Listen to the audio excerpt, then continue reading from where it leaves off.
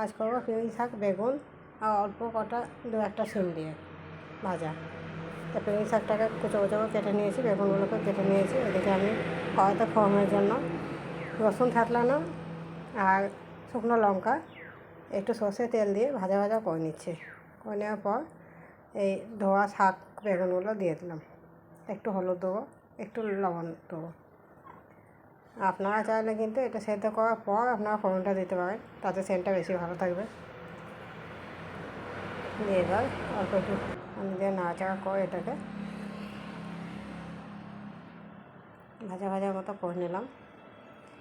এটা যখন সেদ্ধ হয়ে যাবে, সেদ্ধ হওয়ার পর একদম লাস্টে নামানো কিছুক্ষণ আগে আমি একটু চিনি দিয়ে আর দুবার নেড়ে নামিয়ে নেব। চিনি দিয়ে দিলাম একটু, দিয়ে খুব ভালো করে নেড়ে চেড়ে আমি নামিয়ে নিলাম। শাক বেগুনটা কত সুন্দর হয়েছে।